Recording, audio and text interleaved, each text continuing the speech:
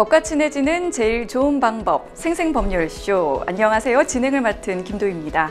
오늘도 크고 작은 법률 문제로 어려움을 겪고 있는 여러분을 위한 법률 상담은 물론이고요. 세상을 들썩이게 하는 이슈들을 법적으로 풀어보는 시사 법률 토크까지 준비가 되어 있습니다. 법률과 관련해 궁금한 내용이 있으신 분들은 상담 전화 02557-8295번으로 전화 주셔도 좋고요. 법률방송 홈페이지에 들어오신 후에 법률 상담 게시판에 문의 남겨주시기 바랍니다.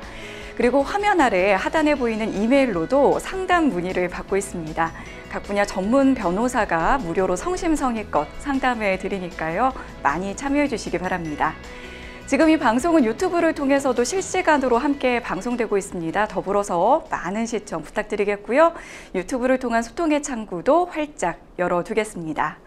그럼 오늘 도움 말씀 주실 변호사님 소개해드리겠습니다. 법무법인 청신파트너스의 권윤주 변호사 모셨습니다. 어서 오세요. 네, 안녕하세요. 법무법인 청신파트너스의 권윤주 변호사입니다. 네, 오늘도 억울하고 답답한 분들께 명쾌한 상담, 유익한 상담 해주시길 기대해 보겠습니다. 자, 그럼 오늘 생생법률쇼에는 어떤 사연들이 들어와 있는지 미리 한번 만나보실까요?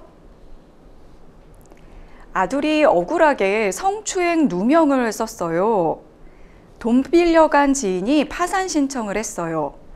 부모님에 대한 부양 의무 반드시 지켜야 하나요? 대표이사 비상장 주식의 소유권이 궁금합니다. 네, 이렇게 다양한 분야의 상담이 접수가 됐습니다. 잠시 후에 변호사님과 함께 속 시원한 해결책 찾아볼 텐데요. 시청자 여러분께서도 끝까지 함께 해주시기 바라겠습니다. 자, 생생법률쇼 첫 번째 순서는 판결록입니다. 신문과 방송 뉴스에 등장하는 화제의 판결을 자세히 살펴보는 시간인데요. 변호사님, 오늘은 어떤 내용의 판결을 준비해 오셨을까요? 네, 최근에 대법원 판결인데요. 임차인이 퇴거를 한 후에 임차권 등기 명령이 등기가 된 경우에는 이 기존의 대항력이 되살아나지 않는다는 대법원 판결이 나와 눈길을 끌었습니다.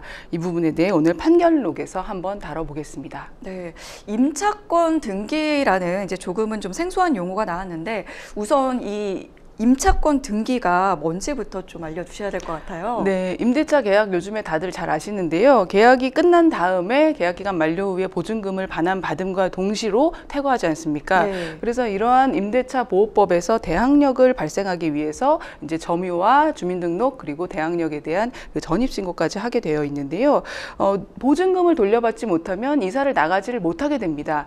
그런데 만약에 다른 주거지에 이미 계약이 돼 있어서 이사를 반드시 해야 되는 사정이 있다면 대항력 유지를 위해서 점유를 계속 할 수도 없고 이런 문제를 이제 방지해주기 위해서 주택임대차보호법에서 임차권 등기 명령이 이제 등기부상 등기가 되면 그 이후부터 이제 점유를 상실한 사람에게도 계속해서 대항력을 유지해주는 제도를 말합니다. 아, 그러면 어쨌든 그 임대인이 보증금을 안 주고 있는 상황에서 이사를 나가야 되는 경우에는 이제 임차권 등기를 해놓으면은 내가 대항력을 유지할 수 있다. 이렇게 이제 이해를 하면 될 것 같은데 이번에도 아마 이제 임대인이 보증금을 좀 주지 않아서 발생한 일인 것 같아요. 자세한 내용을 좀 더 알려주시죠. 네, 이제 임대차 계약을 체결한 세입자가 있었는데요. 이분이 2017년에 천안에서 주택을 9,200만 원 보증금으로 임대차 계약을 체결했습니다. 그리고 그때 당연히 인도도 받고 주민등록과 대항력을 다 취득하셨는데요. 임대차 계약서의 확정일자까지 받은 후에 이제 보증보험 반환을 이제 서울보증에 대해서 가입을 하는 보험계약을 했습니다. 그리고 나서 이제 잘 임대차 계약을 유지하고 있었고 이 주인인 임대인은 이 같은 주택에 대해서 근저당권을 6,600만 원을 설정을 했습니다. 그래서 이 상태에서 2018년이 지나서 이제 2년이 지나면 임대기간 2019년 2월이 돼서 기간이 만료가 될 때가 됐는데요. 이때 임대인이 계약금, 보증금을 돌려주지 않는 것입니다. 그래서 이제 세입자가 2019년 2월 기간 만료에도 보증금을 받지 못하니까 일단은 보증금을 청구하는 것에 대해 서울보증에 보험금 청구를 했습니다. 그리고 서울보증보험에서 이제 보험금을 주면서 기존의 보증금 반환 채권을 양도를 받아서 이 부분을 서울보증이 이제 채권자가 됐습니다. 그래서 요거에 대해서 보증보험이 3월 정도에 그 세입자를 대신 지급 명령을 임차권 등기 명령을 신청하고 임차권 등기 명령에 대한 실제 등기가 이루어지는데 약간의 시차가 있어서 4월 8일에서야 등기가 됐는데 이제 보증금을 보험사로부터 취득한 세입자로서는 나는 아무 문제가 없으니까 잘 됐겠지 하고 등기 명령이 다 등기부에 기입이 됐는지를 확인하지 않고 등기부보다 먼저 이사를 나가서 이 부분에 문제가 됐습니다. 그리고 이제 서울보증에서는 이미 주택 그 세입자한테 보험금을 다 지급한 상태였습니다. 그렇군요. 이게 사실 그 임차권 등기 명령을 이렇게 신청을 했던 시점이 3월 12일이고 등기가 맞춰진 건 4월 8일인데 그 전에 이게 사흘 전에 4월 5일에 이제 이사를 하신 거예요. 그 등기가 맞춰지기 전에. 그래서 이 임차인 분 입장에서는 이 보증보험에 잘 가입을 해서 보증금도 다 돌려받고 이사도 잘 마쳤고 그래서 여기까지는 사실 별 문제가 없다고 좀 느끼셨을 것 같거든요. 그 이후로 좀 일이 좀 벌어진 거라고 좀 봐야 할까요? 맞습니다. 이제 임차인 세입자는 이제 자기는 집을 떠났기 때문에 별 생각 없이 아마 지냈을 것 같습니다. 네. 이제 서울보증에서 후속 절차를 진행했는데요. 서울보증은 자기들이 이제 못 받은 금액에 대해서 임대인을 상대로 지급 명령을 신청했습니다. 지급 명령을 신청한 이후에 그것을 가지고 확정시켜서 집행권원으로 경매를 신청했습니다. 그리고 경매 절차에서 낙찰자가 생겼는데요. 이 낙찰 절차에서 전체 배당금을 배당받지 못하고 1,200여만 원만 배당을 받았습니다. 네. 그러니까 이제 남는 보증금에 대해서 다시 낙찰자를 상대로 당신이 이 주택 임대인 지위를 승계한 사람이다라는 이유로 그 미배당 받은 그 자신의 보증금을 서울보증이 낙찰자를 상대로 또다시 소송을 했는데 이 부분에 대해서 판결이 엇갈렸습니다. 그러니까 세입자 대신에 이제 어쨌든 보증보험이 대신 이제 보증금을 돌려줬으니까 그 새로운 경매로 이제 그 주택을 취득한 그 사람에게 이 보증금을 달라고 한 부분인 것 같아요. 그런데 이제 문제는 이 임차권 등기를 마친 시점이 이제 그 이사를 간 뒤라는 부분이었던 것 같은데 앞서 이제 대법원은 이제 점유를 상실하면 대항력도 함께 사라진다 이렇게 봤는데 이제 먼저 저희가 1심, 2심 판단부터 좀 짚어보겠습니다. 1심과 2심에서는 좀 대법원과는 판단이 달랐던 것 같아요. 네, 맞습니다. 1심, 2심에서 결론적으로는 서울보증 청구를 인용을 해줬는데요. 그 이유가 조금 달랐습니다. 1심에서는 이제 낙찰자가 임대인 지위를 그대로 승계했기 때문에 당연히 미지급한 임차보증금 차액과 거기에 대한 지연손해금을 줘야 한다라고 원칙적으로 보았고요. 그다음에 임차권 등기에 그 기입된 것이 어쨌든 경매 개시 결정 등기보다는 앞이었기 때문에 대항력에 문제가 없다라는 취지로 1심이 원고 승소를 해줬고요. 2심에서는 임차권 등기 명령 신청한 이후에 등기가 이루어지기까지 현실적으로 실무상 어떠한 시차가 발생할 수밖에 없고 그러한 며칠의 시차를 가지고 대항력을 이제 말소시킬 수 없다라는 이유로 여전히 대항력이 있다. 낙찰자가 임대인 지위를 승계한다라고 봤습니다. 1심과 2심도 이유가 좀 달랐다는 부분이 좀 저는 좀 눈에 띄는 것 같은데 결국에 이제 대법원이 원심 판결들을 이제 뒤집고 이제 최종 원고 패소 판결을 내렸습니다. 그러니까 경매로 이 주택을 이제 새롭게 취득한 임대인이 이 원고인 서울보증보험에게 그 전 임대인의 어떤 그 나머지 보증금을 지급할 의무가 없다 이렇게 판단을 내린 것 같은데 어떤 근거로 이런 판단을 내렸을까요? 네, 주택임대차보호법에 대해서 상당히 원칙적이고 보수적으로 판단을 한 것 같습니다. 대법원에 따르면요, 임차인의 대항력은 주택을 인도받고 주민등록을 마쳐서 확정일자를 받는 이러한 요건을 다 충족을 해야 되는데 그 대항력이라는 것은 계약기간 중에도 계속 유지돼야 되고 그 이후에 보증금 반환이 이루어져서 완전히 종료되기 전까지는 계속 유지가 돼야 된다. 하나의 요건도 빠지면 안 된다라는 입장을 밝히면서요. 임차권 등기를 하면 그 등기가 다시 등기부에 기입된 그때부터 새롭게 대항력이 발생할 수는 있어도 등기부 기입 전에 그 대항력 요건을 하나라도 상실했다면 임차권 등기 명령의 등기 이후에 새롭게 발생한 대항력 가지고 경매에 낙찰받은 낙찰자에게 대항할 수 없다라고 판단을 한 겁니다. 이 부분에 대해서 이제 원심은 주택을 상실한 시점이 언제인지 세입자의 상실 시점이 정확한 퇴거 시점이 언제인지를 제대로 판단해서 다시 심리하라는 이유로 파기환송을 했습니다. 네, 이제 세입자분들 입장에서는 이 퇴거를 굉장히 이제 좀 신중하게 해야 되지 않을까 싶기도 한데 어쨌든 이제 서울보증보험이 졌잖아요. 그러면은 이제 그 원래는 그 임차인에게 보증금을 다 줬는데 이후에는 이 보증금을 만약에 받지 못하면 어떤 방식으로 좀 진행될 수도 있을까요? 네, 보증보험사에서는 기본적으로 임차인에 대해서 청구하지는 않고 계속적으로 임대인한테 하게 되는데요. 지금 전세 사기로 유명한 사람들 보면요. 허그에서 보증보험 구상금 청구하는 것이 수십억, 수백억에 달할 정도로 실제로는 변제를 못 받고 손해로 안고 있습니다. 아, 그런 경우가 좀 있다고 얘기를 해주셨고, 그러면은 이제 임차권 등기를 통해서 대항력이 이제 성립을 하려면 등기 당시에도 이제 임차인이 해당 주택에 실제로 거주를 하고 있어야 한다는 부분인데, 변호사님은 이제 대법원의 이러한 판단에 대해서는 좀 개인적으로 어떻게 보시나요? 네, 사실은 1, 2심 판단이 조금 더 많이 임차인 보호에 힘을 썼던 것 같고, 그냥 네. 변호사로서 제3자의 시각으로 보면 대법원 판단이 지극히 원칙적이고 지극히 타당한 판결로 생각이 됩니다. 아무래도 대법원이 이 주택임대차 보호법의 취지가 임차인을 워낙 강력하게 보호하고 있기 때문에 이미 그 법 규정을 잘 살려서 제도를 유지하려는 것이지 그 이상으로 법 해석을 나아가서 임차인을 조금 더 보호하자라는 취지는 아니다라고 네. 판시하는 것으로 보입니다. 그렇군요. 시청자 여러분께서도 임차권 등기가 마쳐질 때까지는 함부로 좀 짐을 빼거나 이사를 하면 안 된다는 점 각별히 좀 유의하시면 좋을 것 같습니다.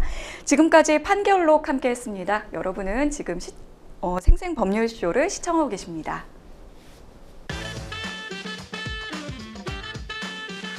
어렵고 복잡한 법률 문제로 고민하고 계신가요? 그렇다면 생생법률쇼가 도와드리겠습니다. 생생법률쇼에선 민사, 형사, 가사 등 각 분야 전문 변호사들이 매년 800여 건의 법률 문제를 속 시원하게 해결해드리고 있는데요. 그럼 무료로 법률 상담을 받을 수 있는 3가지 방법, 지금부터 소개합니다. 첫째, 02-557-8295번으로 전화해 법률 상담 신청을 한다. 둘째, 법률방송 홈페이지에 접속해 법률 상담 게시판에 사연을 올린다. 셋째, 지금 화면에 나오고 있는 이메일 주소로 사연과 연락처를 보낸다. 속 시원한 법률 상담 프로그램 생생법률쇼. 지금 바로 상담 신청하세요. 지금부터는 생생법률쇼가 자랑하는 성심성의 무료 법률 상담 시작해 보겠습니다. 전화 연결이 돼 있는데요. 전화 받아보겠습니다. 안녕하세요. 네, 안녕하세요. 아, 네, 전화 주셔서 고맙습니다. 어떤 점이 궁금해서 연락 주셨을까요? 저희 아들이 며칠 전에 그 지하철에서 그 성추행범으로 몰렸거든요. 아, 네네. 그래서 그냥 저희 아들 말로는 그냥 그러니까 손을 드는 순간 이렇게 약간 엉덩이 한번 스친 것뿐인데 막 성추행했지 하면서 막 와가지고 또 뒤에 또 목격자가 또 있는 거예요. 아, 목격자가 있으시고요. 예, 그분도 여자라고 하는데 그분도 막 내가 하는 거 봤다, 성추행. 그리고 뭐 그래서 우리 아들이 맨 처음에는 저 그런 적 없다 그렇게 얘기를 하고 목격자가 자기가 봤다 이러니까 그러면 내가 아까 전에 나오면서 이렇게 손을 들다가 약간 스쳤는데 그건 것 같다, 오해시다, 미안하다, 만약에 스친 것 때문에 그러시면 성추행하려는 마음은 없었다 이렇게 얘기를 했더니 네. 그 피해자가 그러면은 인정 안 하네? 인정 안 하면 신고할게요. 이러면서 이렇게 신고가 된 거거든요. 아, 네. 아드님이 지하철에서 이제 성추행범으로 몰렸고 이제 목격자가 있으신 상태고, 네. 뭐 구체적으로 좀 이제 뭐 대응 방법이 좀 많이 궁금하신 걸까요? 예, 그렇죠. 대응 방법. 네. 일단은 사연 잘 들었고요. 옆에 이제 권윤주 변호사님 나와 계시거든요. 이야기 좀 더 나누면서 상담 받아보도록 하겠습니다. 네. 네, 안녕하세요. 네, 안녕하세요. 네, 선생님 제가 몇 가지 여쭤보겠습니다. 일단 선생님이 당사자는 아니시니까 조금 자세히는 기억하시거나 모르실 수도 있지만 이제 아시는 한도에서 엉덩이에서 손이 스쳤다라는 지금 그게 피해 행위인 것 같아요. 그 피해자가 주장하는 이 행위가 발생한 것이 그 지하철 칸 아닌가요? 아니면 밖에 나와서인가요? 그러니까 이제 나가려고 출입문이 열리면서 예. 이제 뒤에서 이제 신도림역이니까 약간 수업 내릴 때 한 5시경이었는데 그렇게 사람이 많은 건 아니었고 그렇다고 없는 것도 아니었는데 이게 사람이 뒤에서 약간 미는 듯한 그런 게 있었대요. 그래서 예. 자기도 빨리 나가고 싶은데 앞에 있는 여자가 좀 늦게 나가는 것 같아서 그 여자보다 빨리 나갔대요. 자기가 옆으로 몸을 돌려서 네. 이렇게. 그러니까 그러면서 칸에서 그때- 나가는 시점이었네요. 객실 네. 안에서. 네. 그러면 문제가 된 그 스치는 행위가 있었던 것도 객실 안일 가능성이 높겠네요. 그렇죠, 그렇죠. 그럴 수 있죠. 그렇군요. 그러면은 이게 지금 목격자라고 하시는 분이 아까 얼핏 말씀하셨는데 그 목격자가 뭐라고 얘기했는지 혹시 아시는 게 좀 구체적으로 있으실까요? 아니, 뭐 둘이 뭐 연인인 줄 알았다. 그러니까 우리 애는 뒤에 서 있은 것밖에 없었고 핸드폰만 보고 있었는데 연인인 것 같았다. 너 뭐 이런 상습범이지. 뭐 이렇게 얘기하고 이런 게 뭐 자주 그러니까 상습범이지 뭐 막 이렇게 얘기를 하고 막 그랬대요, 목격자가. 아, 그래요? 그 여성분이 중년 여성인가요? 뭐 아니면 젊은 분으로 보이세요? 한 30대 우리 아들 말로는 30대 정도 되어 보인다고 하더라고요. 그렇군요. 이 문제에 대해서 당시 상황을 여쭤보는 건데요. 이제 네. 내리다가 보면은 그럴 수도 있잖아요. 지하철 사람 많으면요. 그런데 그렇죠. 그때 이제 피해자분이 아드님한테 즉각 항의를 했다 그러나요? 즉각 내리자마자? 그러니까 우리 애가 예. 신도림역에서 내리고 에스컬레이터인가 예. 그 계단처럼 생긴데 거기를 타려고 줄을 서서 있는데 한 20m 정도 돼서 그러니까 출입문에서 우리 애가 떨어진데 20m 정도 돼서 예. 둘이 같이 와서 둘이 같이 와서요? 예, 성추행하셨죠? 이렇게 얘기하더래요. 아이고, 그래서 그 아드님이 한 말이 나는 그런 적 없다인가요? 정확히 뭐라고 했다고 하나요? 예, 자긴 그런 적 없다. 그랬더니 하셨잖아요. 이러니까 자긴 그런 적 없다. 그랬더니 뒤에서 목격자가 제가 봤어요. 이렇게 얘기해서 그러면 제가 나오면서 이게 손이 스친 것 같다. 저는 그럴 의도가 전혀 없었다. 내가 스친 거에 대해서 미안하다. 이렇게 얘기를 했대요. 그 스친 거에 대해서 미안하다라고 했는데도 여성분이 사과를 안 받아주던가요? 그렇죠. 성추행을 인정 안 하네? 인정 안 하면 나 신고한다. 이렇게 얘기하더래요. 상대방 여성분도 같은 20대 초반 정도로 보인다고 하나요? 예, 저희 아들이 나이가 한 20대 초반인데 군대 갔다 온 지 얼마 안 됐고, 근데 나이대가 정확하지는 모르겠는데 30대인 것 같대요, 두 분 다. 두 분 다요? 그러면 조금 더 아드님보다는 연배가 높은 수 있겠네요. 예. 그러면 이제 경찰서에 가셨어요, 그래서? 아드님이 그 상황에서? 경찰서는 안 갔고요. 예. 그 지하철 내에 뭐 조사하는 데가 있잖아요. 예. 거기서 조사를 받아서 그 조사받는 그분이 이런 건 빨리 끝내는 게 좋으니까 경찰에 빨리 조사를 받는 게 어떠세요? 라고 얘기해서 저희 아들이 그래 좋아요. 그러면은 전 지금 바로 받겠습니다. CCTV도 다 보고 하겠습니다. 그래서 경찰을 연결을 시켜줬대요. 거기서 바로. 네. 그랬더니 경찰이 언제가 시간이 괜찮아요? 라고 물어보니까 전 지금도 괜찮다고 그랬더니 자기가 지금 안 된다고 해서 그러면 내일 괜찮다고 우리 아들이 그러니까 자기가 당직이어서 또 안 된대요. 그렇다고 그러면 언제 되나요? 그랬더니 자기가 그럼 CCTV를 보고 연락을 드리겠다고 지금 기다리고 있는 중이에요. 그렇군요. 근데 저는 CCTV가 굉장히 중요할 것으로 생각했는데요. 지금 객실 칸은 보통 CCTV가 없지 않습니까? 그 객실 칸도 있다고 그러나요? 철도공사에서, 교통공사에서? 그거는 저도 잘 모르겠어요. 그 CCTV 관련해서요. 그날은 그럼 뭐 어떤 조서를 뭐 쓴 게 있으세요? 아니면 뭐 거기에서 진술서 뭐 쓴 게 있으세요? 예, 거기서 뭘 썼대요, 우리 아들이. 근데 경찰이 왔는데 경찰이 조사 일정을 경찰은 안 왔어요. 안 왔어요? 예. 그러면 지하철의 그런 어떤 그 보안을 담당하는 그렇죠. 이제 공무원하고 이야기하신 건데 그 공무원한테 뭔가를 쓰고 오신 거예요? 네, 예. 거기에 뭐라고 쓰신 거예요, 아드님이? 그냥 내리면서 우리 아들 말로는 그냥 내리면서 그거 있었다. 약간 손이 스쳤다. 이거는 자기가 썼다고 하더라고요. 나오면서 이렇게 손이 좀 스친 것 같다. 그러면 피해자나 목격자도 뭔가를 쓰고 나왔나요? 쓰고 나오는 것 같더라고 하더라고요. 그렇군요. 그 CCTV에 대해서 그 도시철도 거기 교통공사 거기에다가 뭐 요청을 하셨나요? 아드님이나 우리 선생님이나? 아무것도 신청한 거 없는데요. 그냥 경찰에서 없으세요? 조사. 예. 경찰에서는 지금 조사 연락은 아직은 일정 연락 받은 건 없으시고요. 네. 지금 요 문제에 대해서 혹시 뭐 다른 변호사 상담을 받으신 건 없으세요? 저희 아들이 좀 걱정이 돼서 예. 뭐 딴 데 인터넷에서 뭐 강남 어디 약간 변호사를 봤다고 하는데 변호사 비용이 조금 만만치가 않더라고요. 이거는 뭐 성추행이어서 좀 변호사를 같이 해야 된다 막 이렇게 해서 하려고 했더니 저희가 그렇게 형편이 좋은 편이 아니거든요. 예. 근데 우리 아들 얘기 들으면은 한 번 손 친 것 뿐인데 그럴 수도 있지. 근데 이거를 이렇게 큰 돈을 들여가지고 변호사를 사서 이렇게 해야 되나? 그럼 돈 없는 사람은 진짜 다 이렇게 뭐 나쁜 이렇게 유죄로 되는 건가? 막 이런 생각도 들고 예. 답답한 마음이 좀 있죠. 예. 그렇군요. 그 아드님의 지금 그 취업을 하셨나요? 직장 다니시나요? 아니 직장이 예. 지금 그날 직장에서 면접을 보고 예. 집에 오는 길이었어요. 그럼 여태까지 현재는 자격증 시험 보고 있었죠. 어떤 뭐 공무원이라든가 어떤 신분에 제약이 되는 거는 없으세요? 아드님이 예, 그런 건 아니에요. 다행입니다. 지금 이제 조금 제가 앞으로 어떻게 하시면 좋을지를 말씀을 순서대로 드려보겠습니다. 이 문제에 대해서 죄명은 강제추행죄가 될 가능성이 높고요. 우리가 이제 어떤 그런 지하철 타거나 대중교통 사람 많은 데서 불필요하게 혹은 실수로라도 어떻게 접촉이 될 수도 있지 않습니까? 혼잡한 경우에. 그래서 네. 고의로 이렇게 다른 사람의 어떤 그 성적 수치심을 유발할 수 있는 행위를 했냐, 아니면 실수냐, 이 지점에서 유무죄가 갈리는 고의가 필요한 범죄입니다. 그래서 네. 보통 강제추행죄로 피의자가 되신 분들이 하는 항변이나 주장 중에 이제 나는 고의가 없었고 실수인데 이제 피해자가 좀 오해한 것 같다라는 얘기를 많이 하십니다. 근데 이게 이제 입장을 굉장히 초반에 우리 수사가 이루어지기 전 지금부터 면밀하게 파악하셔서 전략을 잘 세우셔야 되는데요.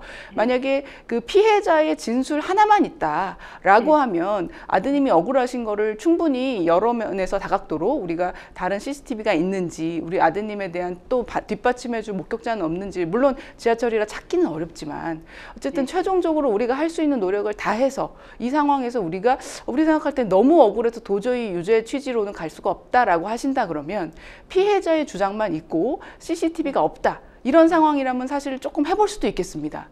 근데 지금 상황은 객관적으로 제가 뭐 말씀드렸을 때 서운하실 수도 있겠지만 조금 상황이 좋지는 않아 보이십니다. 왜냐하면 이제 우리가 지하철 타면 저도 스칠 때가 있거든요. 근데 보통의 여성들이 그렇게 함부로 뭐 어떤 성추행범으로 누군가를 그렇게 하는 게 쉽지는 않은 거를 우리 선생님도 이해하실 것 같고, 더군다나 다른 사람 일에 다른 여성이 이제 그거를 봤다라고 도움을 주면서까지 온다라는 게 뭐 정말 무슨 사기로 무슨 다른 사람을 뭐 협박하는 범죄 조직이 아닌 이상 일반인이라는 가정하에서 대단히 어렵지 않나라는 생각이 들고, 더군다나 그 목격자가 한 얘기가 굉장히 조금 제가 걱정스러운 부분이 있습니다. 우려스럽습니다. 뭐 원래 그러지 않았냐, 상습범이냐, 이런 말은 사실 우리가 함부로 타인에게 할 수 있는 말은 아니라고 보이거든요.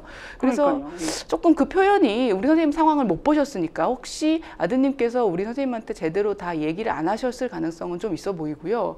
이제 예컨대 그 목격자 입장에서 오해가 있을 수는 있습니다. 혼잡하지도 않은데 지하철에 어떤 여성 뒤에 가까이 핸드폰을 보긴 했지만 여성 뒤에 밀착해서 계속 같은 공간에서 다른 공간이 넓은데도 불구하고 어떤 여성 뒤에만 밀착해 있다든가 하면 사실 상당히 오해의 소지가 있을 수 있고, 혹시 그런 오해 때문인지는 모르겠습니다만은 어쨌든 지금 피해자 일방 진술만 있어도 불리한 상황인데 피해자 일방 진술에다가 덧붙여서 상대방의 어떤 목격자, 상대방 주장을 입증할 수 있는 목격자까지 있다고 그 상황에서 즉각적으로 나타난 상황이라 그 사람들이 막 진짜 전과 몇 범이라고 해서 어떤 아주 공모된 어떤 행위를 했다라는 것까지 입증하지 않는 이상 상당히 불리한 상황이고, 이거를 뒤집으려면 오히려 우리에 대한 입증을 할 수 있는, 도와줄 수 있는 목격자라든가 CCTV와 같은 굉장히 객관적인 게 필요합니다. 그래서 그런 부분을 먼저 그 도시철도에 대한 그 교통공사라든가 CCTV를 갖고 있는, 거기서 CCTV가 누군가는 갖고 있는 그 촬영이 될 수 있는지 일단 확인해 보시고요. CCTV가 있다면 그것부터 확인을 해서 우리가 충분히 오해 살만 했구나라는 지점인지, 아니면 정말 이 사람들이 의도적이고 공모한 범죄 조직을 정말 형성해서 아드님 괴롭히려고 한 건지를 일단 파악을 좀 하셔야 됩니다. 그래서 CCTV가 있는지 여부와 있다면 정보 공개 사이트를 통해서 정보 공개 청구, 혹은 그 사이트가 아니라 이제 해당 기관에 방문해서 정보 공개를 청구하셔도 되거든요. 그래서 지금 우리가 CCTV라든가 목격자라든가 어떤 절대적으로 우리 입장을 확실하게 뒷받침해 줄 수 있는 증거가 없는 이상 제가 함부로 이건 너무 억울하시겠습니다, 무죄 주장하십시오라고 말씀드리기 조금 대단히 우리가 어려운 상황이다라고 말씀을 드리겠고요. 그 부분에 대해서 이제 결국은 좀 억울하더라도 그런 결국 우리가 유죄 판결 받는 것보다는 양형의 선처를 받든 아니면 경찰 단계에서 수사가 종결, 검찰 단계에서 불기소 처분이나 기소유예와 같은 어떤 선처를 받으려면 결국은 피해자와의 합의가 필요할 수 있습니다. 그런데 그 합의를 하는 과정도 대단히 조심스러운 것이, 그러면 우리 아드님이 과연 언제 그 잘못을 인정하고 내가 어떤 잘못을 했다라고 해야 할 것인가. 그 피해자의 진술도 사실 굉장히 확인을 좀 해야 되는 부분입니다. 예컨대 피해자가 단순히 스쳤다고 주장하는지 주장 자체로도 조금 몸에 닿았다는 약한 주장을 하는 피해자도 있습니다. 그런데 이제 저희가 소위 말하는 뭐 곰탕 사건이라고 해서 그 엉덩이를 아예 주물렀다라고 주장하는 피해자도 있습니다. 그래서 피해자의 진술이 뭔지에 대한 그 앞으로 수사기관의 절차가 개시되면 거기에 대해서도 고소사실이나 그 인지된 사실에 대한 정보 공개를 통해서 정확하게 자료를 확보하셔서 피해자 주장을 먼저 확인하시고요. 피해자 주장과 우리가 확보할 수 있는 증거의 최대 범위를 확인하셔서 우리가 유죄나 무죄, 그리고 무죄가 아니고 유죄를 어쩔 수 없이 가야 된다고 하면 합의의 절차를 언제, 어느 타이밍에 어떤 식으로 진행할 것인지를 이제 우리가 내부적으로 먼저 결정을 하셔야 됩니다. 그리고 합의를 하실 때도 우리 선생님 입장에서 이제 막 읍소하시고 억울하고 자녀의 미래가 창창한데 이런 부분 너무 이해는 되지만요. 피해자 입장에서는 상당히 2차 피해로 느껴질 가능성도 있습니다. 그래서 우리가 변호사의 조력을 받는 것이고 변호사가 이제 유죄 주장에 대해서 양형이라고 하는데요. 양형의 유리한 판단을 끌어내기 위해 핵심은 결국 피해자와의 합의입니다. 피해자와의 합의도 변호사를 통해서 조심스럽게 그리고 뭐 금액에 대한 부분도 선생님이 직접 언급하시기 대단히 좀 어려운 부분이 있습니다. 그리고 상대방하고 이렇게 감정적으로 어떤 부분을 완전히 딱 너무나 정말 죄송합니다라고 이렇게 납작 엎드려서 진행하시든지 그러실 수 없다면 변호사를 통해서 하시는 것이 좀 적절해 보이고요. 결국은 변호사의 도움이 저는 필요하다는 결론입니다. 그래서 변호사를 요즘에 이제 워낙 훌륭한 변호사님 많으시니까 한 군데만 알아보지 마시고 좀 여러 군데에 직접 상담도 해보시고 해서 이 변호사님이 믿을 수 있겠다라고 좀 신중하게 결정을 하시면 어떨까 싶습니다. 그러면 제가 뭐 궁금한 게 있는데요. 그러면 합의를 만약에 하면은 이게 없던 일로 되나요? 꼭 그런 건 아닙니다. 이게 강제추행죄는 반의사 불벌죄가 아니기 때문에 이것이 이제 우리가 반의사 처벌을 원하지 않습니다라는 피해자의 그 의사가 들어온다고 해서 무조건 바로 종결 이런 사건은 아니지만 조금 경미한 사안이고 우리 선생님 아드님이 20대 초반에 전과도 없고 창창한 미래가 있는 젊은이라는 점에서 합의가 이루어진다고 하면 사실은 피해자의 그 문제를 가지고 수사기관이 강력하게 수사를 계속 이어나갈 동력을 좀 상실하게 됩니다. 그래서 제일 좋은 거는 경찰에서 불송치 처분을 해주든가 불송치 결정을 해주든가 검찰에 가서도 그 기소유예라든 선처를 해줄 수 있는 방법이 있습니다. 혹은 설령 나오더라도 벌금 이하를 벌금 액수를 줄이든가 벌금에서 끝낼 수 있도록 해서 최대한 우리 선생님 아드님에게 아무런 장래에 좀 미래에 문제가 없도록 그렇게 선처 받을 수 있는 기회는 있습니다. 네.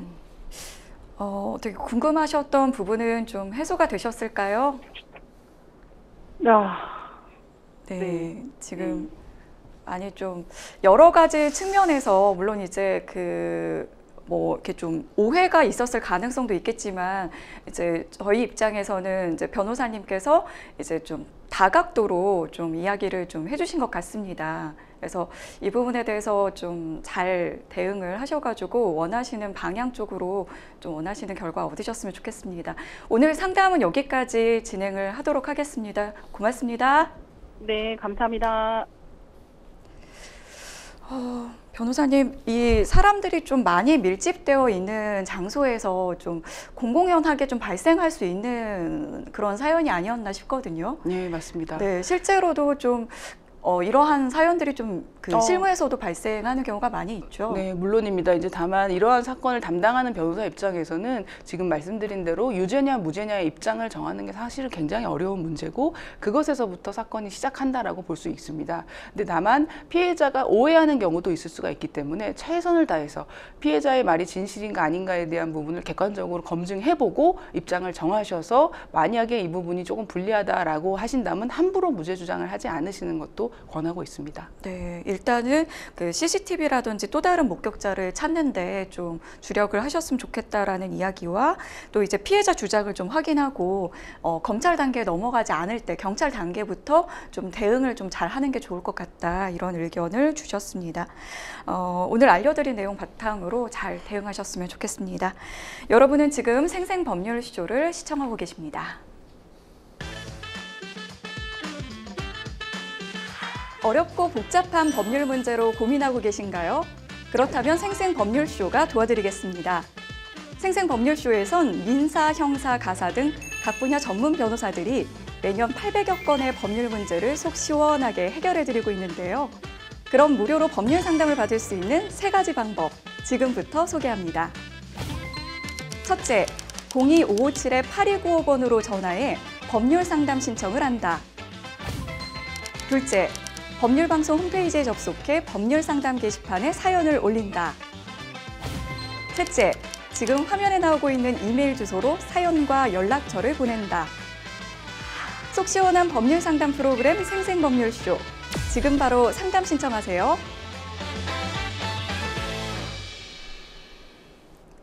이번에는 법률방송 이메일을 통해 들어온 여러분의 고민을 해결해 드리겠습니다. 어떤 내용인지 함께 보시죠. 친목 모임에서 알게 된 지인이 2021년 11월경 사업자금이 부족하다며 돈을 빌려달라고 했습니다. 당시 기한 내 변제를 하지 않을 경우 민형사상 책임을 지겠다는 내용과 함께 2022년 12월까지 원금 300만 원과 연 30만 원의 이자를 지급하는 조건으로 차용증을 작성한 후 돈을 빌려줬습니다. 하지만 정해진 기한이 한참 지나도록 원금은커녕 이자도 전혀 주지 않았고 2023년부터는 제 연락도 일절 받지 않았습니다. 나중에 주변을 통해 알게 됐는데 저 말고 다른 사람들한테도 돈을 꽤 빌려왔던 것 같고 빌려준 돈도 실제로는 사업자금이 아닌 생활비로 사용한 것 같았습니다. 아무래도 사기를 당한 것 같다는 생각도 들었는데요. 그런데 최근 이 지인이 사업 실패 후 파산 신고를 했다는 소식을 듣게 됐는데 이런 경우 제가 돈을 돌려받지 못할 수도 있는 건가요? 그리고 소액 심판을 신청하면 바로 지급 명령이 떨어진다고 하는데 지급 명령을 받으면 실제로 돈을 바로 받을 수 있는지 알고 싶습니다. 지금 일단 파산 신고를 했다는 소식만 들었다고 지금 되어 있고요. 아직 이제 파산 법원으로부터 연락을 받은 것 같진 않은데 이게 이제 진짜로 파산 신청을 했는지 뭐 확인을 할 수 있는 방법이 있을까요? 네, 일단은 채무자가 자기의 채권자 목록을 신고하게 돼 있기 때문에 통지를 받는 것이 원칙이고 만약에 통지를 못 받으셨다면은 목록에서 누락이 됐거나 아니면 아직 시작이 안 된 절차일 수도 있습니다. 그런데 일단 만약에 파산 신고를 한 게 맞고 게시가 됐는데 선생님이 모르고 계신다면은 그 채무자한테 물어보시는 게 가장 정확하겠지만 네. 채무자가 연락이 안 된다든가 네. 파산 사건 번호를 안 가르쳐 준다든가 하는 경우에는 그 법원 홈페이지 사이트에 가시면 공고 사이트가 있습니다. 공고란에 이제 개인 회생이나 파산, 법인 회생 파산에 대한 모든 개시 결정에 대한 그 공고가 뜹니다. 그래서 한 최근 1, 2년 안쪽으로는 목록이 굉장히 많기 때문에 확인해 보실 수가 있고 지역과 그 이름과 정확한 그 가명이 아니라 정확한 이름이 다 공개가 됩니다. 몇 년 몇 월 생까지. 그래서 그 본인의 이제 아시는 지인 채무자의 이름과 주소지를 가지고 그 공고 목록을 이제 그 유사 시점을 기준으로 너무 많기 때문에 검색을 해 보시거나 그 부분을 보시면 이제 내용을 확인하실 수도 있는데 거기에서 확인이 안 되면은 이제 법원을 좀 방문하셔서 민원센터에 가서 내가 이러이러한 채권자라는 증빙 서류를 가지고 파산 번호를 알 수 있냐라고 그 지인에 대한 사건 번호를 문의해 볼 수는 있는데 사실 법원에서는 기본적으로 제3자한테 정보 제공은 잘 안 해주기 때문에 그거는 좀 안 알려줄 수도 있다라는 말씀이고요. 다만 채무자 입장에선 채권자들이 목록에 들어가야 면책이 되는 것이고 고의로 채권자를 누락시키면 그 파산 절차 전체에 문제가 생길 수가 있어서 보통은 알려주는 것이 원칙입니다. 네, 그렇군요. 보통 이제 연락이 올 수 있을 것 같은데 이제 답답하시면 이제 공고란을 한번 좀 찾아보시는 게 좋을 것 같다는 의견 주셨고 일단은 지금 이제 채권자 입장이신데 그 갚아야 할 돈이 그 파산 채권에 포함이 된다면 빌려준 돈을 다 받지는 못할 가능성도 좀 있는 건가요? 네, 그럴 가능성이 매우 높습니다. 왜냐하면은 파산 절차 자체가 채무 초과 상태이기 때문에 기존의 채무자가 갖고 있는 모든 재산을 가지고 전체 채권자한테 안분 배당하는 절차입니다. 그래서 우선권이나 담보권과 같은 자신의 어떤 채권을 어떤 담보로 할 수 있는 우선권이 없다면 일반 채권자라면 다른 일반 채권자들과 다 같이 채권 채권액에 안분해서 채무자 재산에서 배당을 받는, 그렇게 되면 보통 예컨대 우리 선생님이 10억의 채권이 있다 하더라도 채무자 재산이 1억밖에 없다면 1억을 기준으로 안분하는 절차입니다. 그래서 네. 일반인 분들이 인식하실 때는 한 10% 20% 받는다라고 느끼시는 것 같습니다. 아, 그러면 상당히 좀 손해가 크실 것 같은데 지금 이제 소액 심판을 신청할 수 있는지 뭐 그런 부분을 좀 여쭤본 것 같거든요. 파산 절차가 진행되고 있는 중에도 이 소액 심판 청구 가능한가요? 네, 절차상으로는 가능합니다. 그런데 이 파산 절차에서 핵심은 결국 모든 채권자들의 강제 집행을 포괄적으로 금지시키는 데 있습니다. 그래서 거기에 채권자 목록에 들어가서 이미 금액이 확정된다면 그것으로 이미 끝나는 것인데, 별도로 원하신다고 하셔서 지급명령이든 민사소송을 하시는 건 상관없고, 하신다 하더라도 우리가 민사소송의 원칙은 결국 경매를 하는 집행 권한을 취득하기 위함인데, 그 집행 권한에 의한 강제 집행은 포괄적으로 금지됩니다. 그래서 크게 실익이 있는 절차는 아니라고 보입니다. 그러면은 지금 뭐 신청하면 바로 지급 명령이 떨어지는지를 여쭤봤는데 바로 돈을 돌려받거나 할 수 있는 그 가능성은 거의 없다고 봐야겠네요. 맞습니다. 파산 절차가 개시돼서 파산 재단에 모든 재산이 들어오기 때문에요. 그 재단 안에서 파산 절차에 들어온 재산으로 채권자들, 모든 채권자들에게 변제 절차가 되고, 그 절차 외의 강제 집행은 모두 금지됩니다. 그렇기 때문에 이 부분에 대해서 별도의 소액 심판을 받든 강제 집행을 받으시든 결국은 배당 절차에서 받으실 수밖에 없다라고 말씀을 드리겠습니다. 네.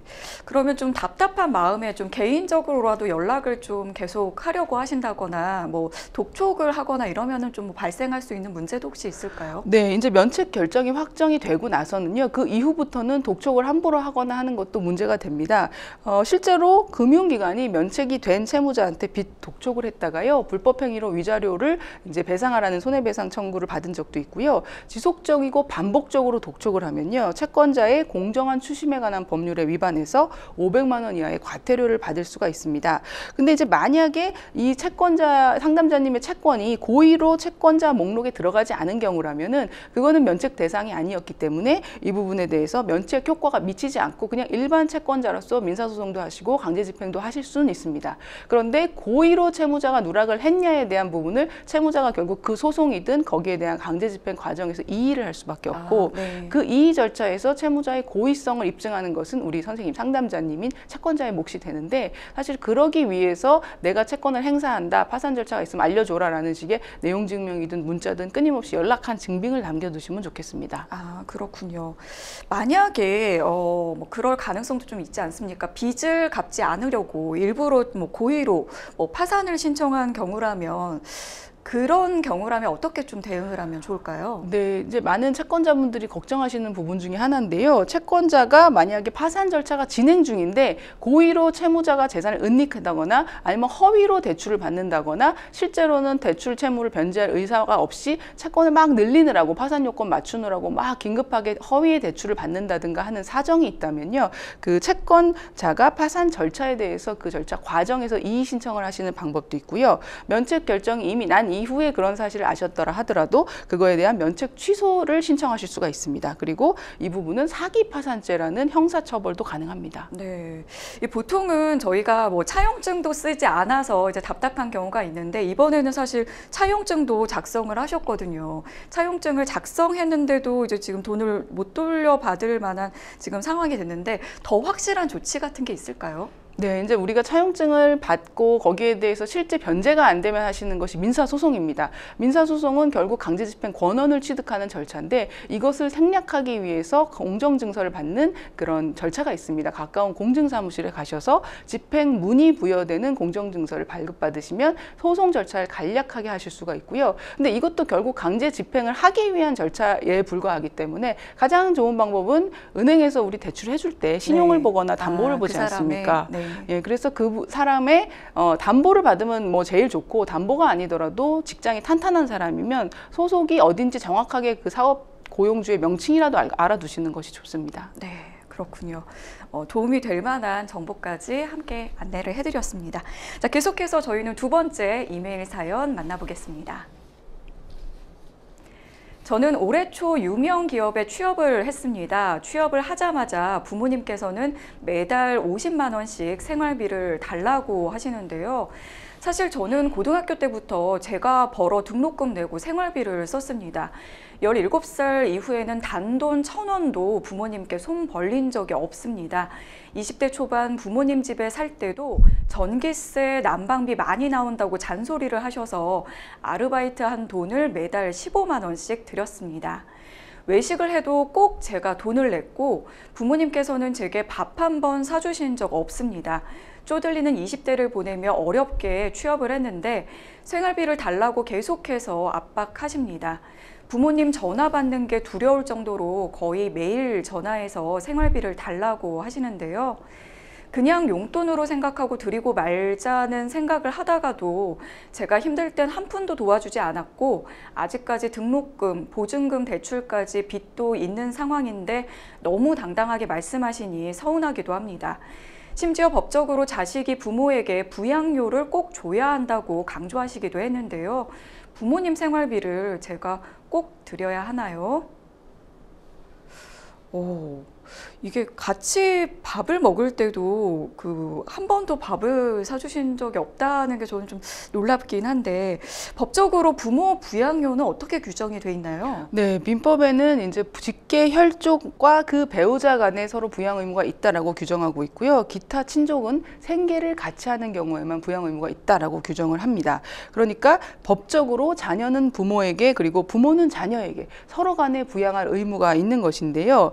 부양의 의무는 아무 때나 인정되는 것은 아니고요. 미성년을 제외하고 성년인 자녀인 경우에는 그 부양을 받을 자가 자기의 힘으로는 생존을 할 수 없을 만큼 자력이나 근로에 의해서 생활을 유지할 수 없는 경우에 한하여 이를 이행할 책임이 있다라고 법에서 규정을 하고 있습니다. 이것은 생활을 유지할 의무가 아니고요. 생활을 부조한다. 그러니까 도와줄 의무를 얘기하고요. 이 부양 의무와 정도와 방법을 어떻게 정하느냐도 규정되어 있는데 처음에는 당사자 간 협의를 통해서 먼저 정해야 되고 협의가 안 될 때 법원으로 와라 이렇게 규정을 하고 있습니다. 그 말씀해 주신 걸 들어봤을 때는 지금 부모님이 자기 힘으로 생활을 유지할 수 없는 경우인지가 좀 중요할 것 같은데 이 내용에서는 이제 확실하게 드러나지는 않은 것 같아요. 네, 맞습니다. 지금 우리 사안에서는 부모가 과연 지금 자기의 소득이 얼마나 되냐, 재산 상태가 부양이 꼭 필요한 정도이냐에 대한 부분은 나와 있지는 않습니다. 그런데 이 상담자님의 경우에는 이제 막 사회생활 시작했고 이제 대기업에 공채로 합격하셨고 거기에다가 대출금이 있는데 그것이 대학 등록금과 대학 등록금도 지금 갚아 나가고 있는 상황이신 것 같거든요. 맞습니다. 그리고 전세 보증금 그러니까 주거 비용까지도 대출이 지금 형성돼 있는 것 같습니다. 그래서 이것을 부양료로 한번 넣어보면요. 부모의 경우에는 자식에게 그것을 요청해야 될 만큼 본인 힘으로는 아프다든가 너무나 재산이 없고 몸이 약해져서 더 이상은 자력으로 돈을 벌 방법이 없다라는 정도의 수준으로 생활을 누군가에게 도움을 받아야 될 정도의 지금 상황이다라는 부분이 입증돼야 되고 자녀로서는 내가 생활하는데 필요한 최소한의 비용 외에 그래도 부모님 도와줄 수 있을 정도의 조금의 여유는 있다라는 것까지 입증이 돼야 됩니다. 그리고 기타 사정으로 지금 상담자님 사연과 같이 그간의 부모 자식 간의 신의성실의 원칙에 의거해서 서로 청구하고 부양받을 수 있을 만한 사정이 있었는지도 종합적으로 고려합니다. 만약에 여기에서는 그렇게까지 나아갈지는 잘 모르겠지만 이 부모님이 이 자녀를 상대로 지금 상담자님을 상대로 만약에 부양료를 좀 내놔라 소송까지 간다고 한다면 결과가 어떻게 될까요? 네, 이게 이제 결국은 부모님이 좀 입증하실 문제가 많은데요. 본인이 스스로 이제 생활비를 구할 수가 없을 정도로 자력이 없다라는 거 입증하신다는 전제에서 그러면 자녀는 자녀대로 내가 부모님 도와줄 여유가 있는 상황이냐가 이제 또 다른 요건입니다. 그런데 상담자님이 말씀드렸듯이 큰 대출금을 이미 갖고 계시고 아무리 대기업이라 하더라도 어쨌든 사회초년생의 그 월 수입으로 과연 그 대출금보다도 먼저 부모님을 도와드려야 할 만큼 아주 긴급하고 절박한 상황이냐 이 부분이 쟁점이 될 것 같은데요. 이 사건에 대입해서 보면 결론적으로는 아마도 소액으로 인정되거나 거의 인정되지 않을 가능성이 높지 않을까 싶습니다. 네. 근데 사연을 봤을 때는 이제 사실 나는 한 번도 밥 한 번도 부모 부모님한테 이렇게 얻어 먹은 적이 없는데라는 그런 마음 때문에 어떻게 이런 부모님이 나에게 부용료를 청구할 수 있는지 이 부분이 좀 더 뭔가 억울하거나 좀 그러신 것 같아요. 맞습니다. 그래서 지금 대법원 하급심이나 여러 가지 판례를 보면요. 결국은 부모가 자녀한테 그걸 요청하지 못할 만큼 너무 지나치게 아동학대를 한다거나 아동을 유기하거나 방치했을 정도의 신의성실에 위반한 정도라면 부양료 청구를 기각한 경우도 있었고요. 하급심으로는 이제 부부가 사이가 틀어지면서 이혼하게 됐는데 그 자녀에게 그 과정에서 씻을 수 없는 상처를 남겨주거나 그로 인해서 오히려 자녀로부터 경제적인 어떤 이익을 취득하거나 손해를 끼친 경우와 같은 경우가 인정되면 부양료 청구가 기각된 적도 있었습니다. 네, 마지막으로 조언 한 말씀 부탁드리겠습니다. 네, 지금까지 정말 대견하게 어려운 환경에서도 스스로 이렇게 대학 등록금까지 맞아요. 책임지면서 사회생활을 시작하신 것도 너무 대견스럽고요. 부모님이 어떤 요구를 하신다고 해서 그것이 법적으로 다 인정되는 것은 아닙니다. 하실 수 있는 최소한의 의무를 하시면서 부모님께 솔직하게 말씀드리면 좋을 것 같습니다. 네, 저희는 계속해서 마지막 이메일 사연 만나보겠습니다. 저는 남편과 오랫동안 법인을 운영해 왔습니다. 남편은 저의 노고를 인정하고 가업 승계를 준비했는데 이 과정에서 비상장 주식을 남편 30%, 아들 25%, 딸 25%, 그리고 저에게 20%를 배정했습니다. 대표이사는 남편이 됐고 저와 자녀들은 이사로 선임됐습니다. 남편은 법인으로 전환한 후에도 개인 사업체처럼 운영했는데요. 주주총회, 이사회 같은 회사 내부 의사 결정 절차를 한 번도 진행하지 않았습니다. 그뿐 아니라 저와 아이들의 인감 도장으로 남편이 필요한 서류를 만들어서 사용해 왔습니다. 그런데 사업이 계속 성장하고 있을 무렵 남편이 다른 여자와 바람이 났습니다. 이를 추궁하자 남편은 저와 아이들에게 비상장 주식을 내놓으라고 요구했습니다. 그러면서 저와 아이들에게 배정한 비상장 주식은 명의만 빌린 것이라며 모두 자기 소유라고 주장했는데요. 곧 이사 임기가 만료되는데 남편이 마음대로 저와 자녀들을 이사에서 제외하고 외부인을 이사로 선임할까 봐 걱정이 큽니다. 제가 어떻게 대응을 해야 할까요? 지금 상황에서 이게 뭐 자녀와 지금 상담자님의 그 주식을 대해서 실질적인 주주가 누구인가 이게 좀 중요할 것 같거든요. 네, 지금 상담자님 사연을 보면요. 남편분이 같이 운영하던 법인에 대해서 주주를 이제 가족들 4인으로 쪼개놓고 그 모두를 다 이사로 하면서 본인이 대표이사가 됐습니다. 그런데 바람이 나면서 이제 너희들에게 모든 권한을 없이할 거야 라고 이렇게 얘기하고 있는데요. 이런 부분은 결국 남편의 주장이 명의신탁, 주식을 원래는 다 내 건데 자녀와 배우자에게 내가 명의신탁한 거야 라는 주장에 가깝습니다.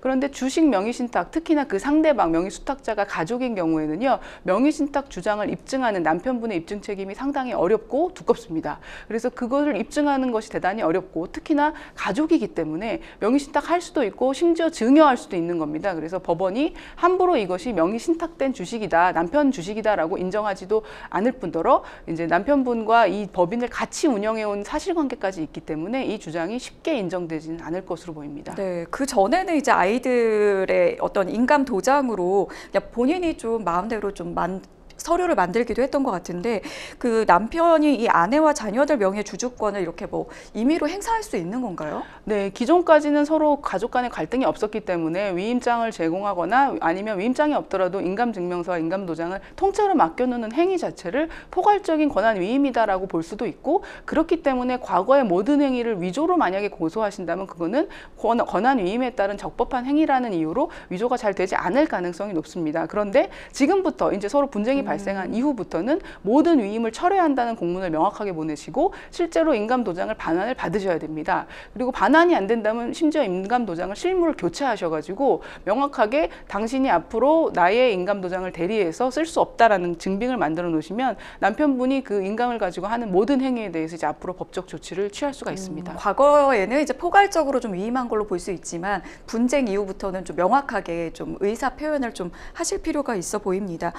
그렇다면 그렇다면은 지금 남편이 아내와 자녀들을 이사해서 해임하면 어떡하나 지금 걱정을 하고 계신데 어떤 조치들을 좀 취할 수 있을까요? 네, 일단 주주 명부는 말씀하신 대로 사실이긴 하겠지만 명확하게 회사의 주주 명부를 확보하시고요. 그다음에 말씀드린 그 공문을 보내서 모든 위임 권한을 철회하신 후에 그다음에 이제 오히려 남편분을 이사해서 해임하시는 절차를 밟으시면 좋을 것 같고 오히려 지금 이제 네. 70%가 되니까 네. 30%를 갖고 있는 남편을 해임할 수도 있군요. 물론입니다. 우리가 더 다수 주주기 때문에 이사도 더 많고요. 그래서 남편분이 해임하시는 걸 걱정할 필요는 전혀 없어 보이고 만약에 무단으로 위조하고 해임 절차 밟으시면요. 그 주주총회 무효 확인에 소송하고 위조에 대한 형사고소 다 같이 진행하시면 되겠습니다. 네, 마지막으로 짧게 조언 한 말씀 부탁드리겠습니다. 네, 이제 가족 간에 이런 경우가 되게 많이 있습니다, 실제로. 그래서 이런 분쟁은 과거의 부분에 한정해서는 좀 이기기가 어렵지만 앞으로는 정확하게 이 회사를 오히려 다수 주주인 우리 상담자님이 장악하실 수 있다는 것을 알고 법적 조치를 하시면 좋겠습니다. 네, 오늘 알려드린 내용 바탕으로 좀 대응하시면 원하시는 결과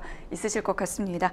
자, 오늘도 생생법률쇼 마칠 시간이 다 됐는데요. 오늘 함께해 주신 권윤주 변호사님 고맙습니다.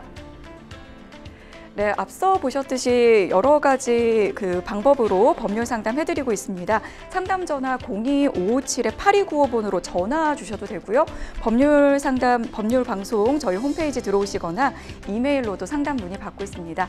전문 변호사가 무료로 상담해 드리니까요. 많이 참여해 주시기 바랍니다. 자, 저희가 준비한 소식은 여기까지입니다. 시청해 주신 여러분 고맙습니다.